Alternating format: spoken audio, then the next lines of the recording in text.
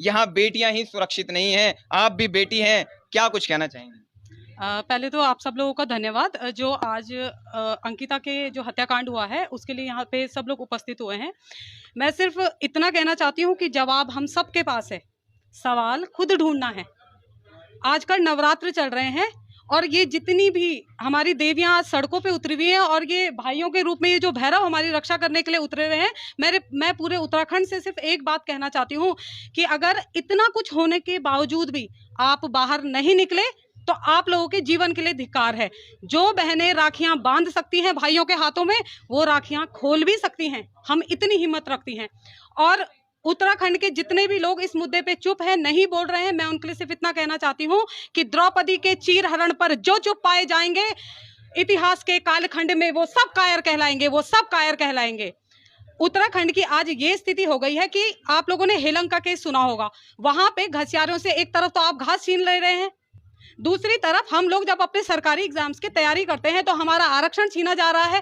बाहरी कोई भी राज्य का आदमी आकर हमसे ये सवाल करता है कि भाई आपका जो आरक्षण है उसकी तो कोई वैल्यू ही नहीं है।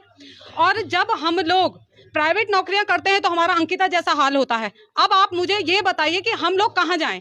अगर उत्तराखंड सरकार अभी भी हम लोगों की रक्षा नहीं कर पाई तो ये बहुत ही शर्म की स्थिति होगी और एक दिन ऐसा जरूर आएगा, हर उत्तराखंडी सड़कों पे होगा और इससे भी बड़ा आंदोलन करने के लिए आज सारे उत्तराखंडी भाई बहन मजबूर हो जाएंगे।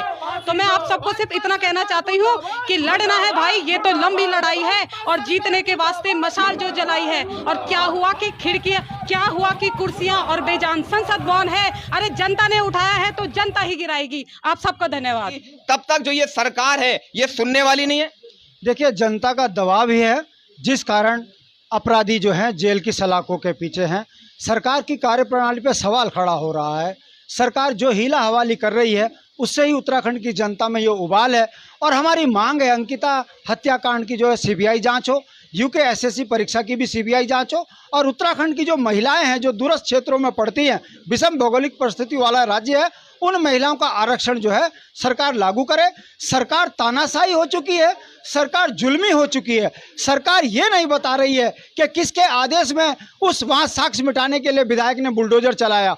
हमारी ये मांग है कि यदि पुलिस उस डोजर चलाने वाले को ये पूछे कि बताओ तुम्हें किसने आदेश किया, तो दूध का दूध पानी का पानी हो जाएगा। विधायक का रात के अंधेरे में उस जगह साक्ष्य मिटाना ये बताता है कि जो वीआईपी है वो कोई भाजपा का बड़ा नजदीकी है। पुलिस दबाव में है, जवान खुल नहीं रही है। हमारी ये मांग है, हम सड़कों पे आंदोलन कर रहे हैं। कल हमारा बंद है, आज हमारी मसाल जुलूस था और हमारे इस कार्यक्रम में तमाम सामाजिक संगठन, चाहे फिर वो महिला संगठन हो, बेरोजगार हो, व्यापारी हो, कर्मचारी हो, किसान हो, टैक्सी यूनियन हो, सबका एक ही कहना है कि उत्तराखंड की धरती पुत्रों की पार्टी यूकेडी बहुत सही आवाज उठा रही है और एक दिन अंकिता को न्याय मिलेगा, ये विश्वास है। जिस तरीके से भरी बारिश में यहाँ पर बच्चे हमारे इस आंदोलन को सफल कर रहे हैं, लगता है अपराधी बहुत जल्दी सजा पाएगा। चलिए, लेकिन एक बात और है भट्ट जी कि भारतीय जनता पार्टी का कोई भी नेता अभी तक इस मामले में आगे नहीं आ रहा है, ना सक्रिय हो रहा है। क्या लग रहा है, क्या शासन का इतना दबाव है अपने मंत्रियों पर, अपने कार्यकर्ताओं पर कि आप लोग आवाज नहीं उठाएंगे? अभी एक महिला ने आवाज उठाई अंकिता के लिए, उसको बताया जा रहा है कि उसके पद से ही हटा दिया गया है। क्या लगता है आपको? भारतीय जनता पार्टी ने जो गुलाम संस्कृति अपनी पार्टी में चलाई है, यह उसी का परिणाम है कि एक मात्र शक्ति ने जरा सा क्या बोला उसको बेइज्जत करके पार्टी से बाहर कर दिया। और आप देखिए, देश की आज़ादी का बिगुल 1857 में बजा था मंगल पांडे से और हमको 90 साल लगे देश की आज़ादी में। लाखों लोगों ने अपने सिर कटा दिए देश बनाने में, ऐसी राज्य बनाने में 42 लोगों ने शहादत दी।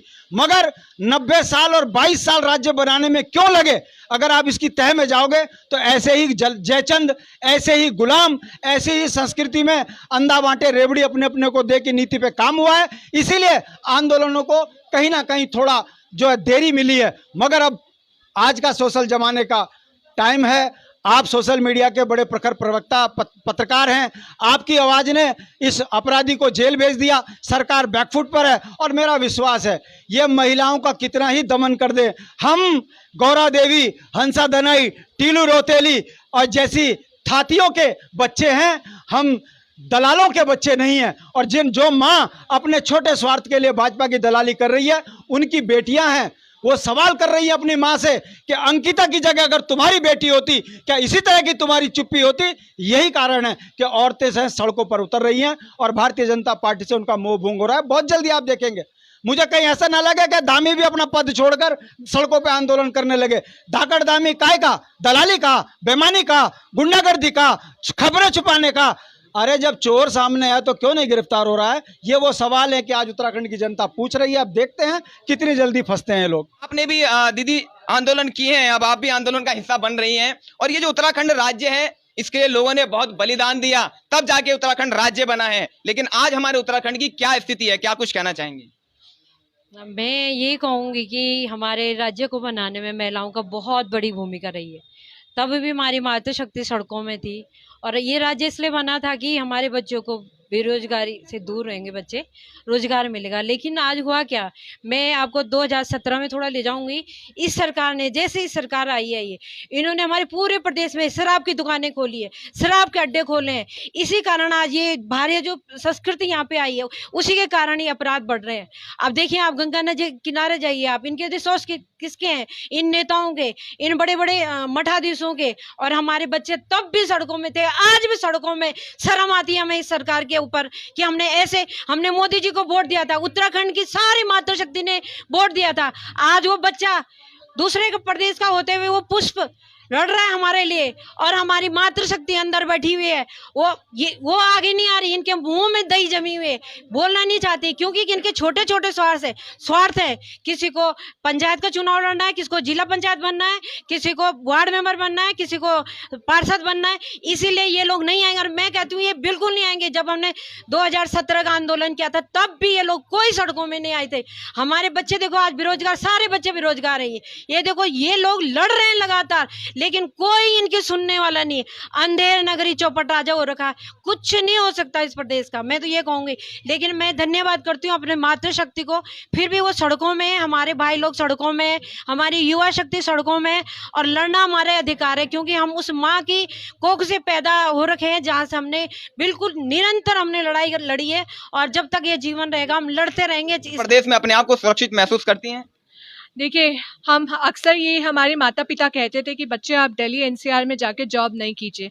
उनको लगता था कि अगर उत्तराखंड में ही रोजगार के इतने अवसर मिल जाएं तो हमारी बेटियां उत्तराखंड जैसे सेफ राज्य में ही रहें। लेकिन अब हम वो भी नहीं कह सकते हैं। हम तो इस बात के लिए बहुत ही ज़्यादा चिंतित हैं कि एक नौकरी के चलते हुए आप देखिए कितने राक्षसों ने उस मासूम लड़की का, हमारी अंकिता बहन का फ़ायदा उठाया, उनके साथ अन्याय करा, कितने दुष्कर्म किए। अगर उनके पास रोजगार का इतना साधन होता और उन महिला सशक्तिकरण में अगर सरकार इतने अच्छे कदम अभी उठाती, तो हमें लगता है कि ये मुद्दा ज़रूर उठता और उनको इस तरह से शायद अंकिता बहन आज हमारे साथ होती। उसी से एक संबंधित है महिलाओं का 30% क्षैतिज आरक्षण। आप सब जानते ही हैं कि हाल ही में माननीय उच्च न्यायालय ने महिलाओं को मिल रहा 30% क्षैतिज आरक्षण पर रोक लगा दी है। अब सरकार आज तक इतना कहती आई है कि हम एसएलपी दायर कर रहे हैं, हम अध्यादेश ला रहे हैं, लेकिन सिर्फ बातों की बात है, सिर्फ बातें बोलती जा रहे हैं।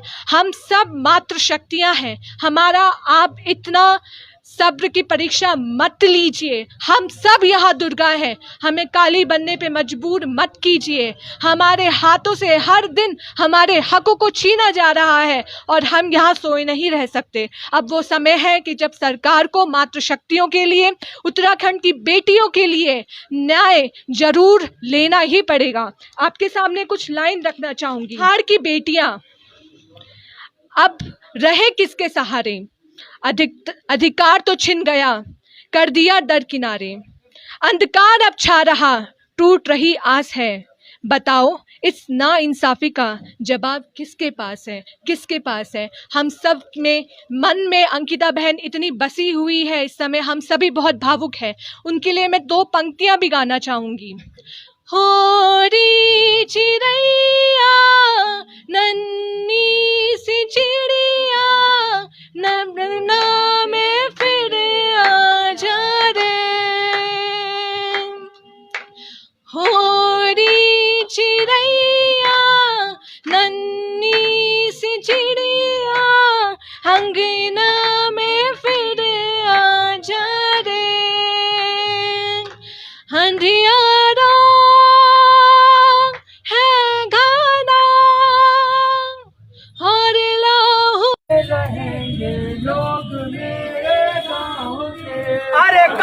बालक लुटते रहेंगे लोग मेरे गाँव के।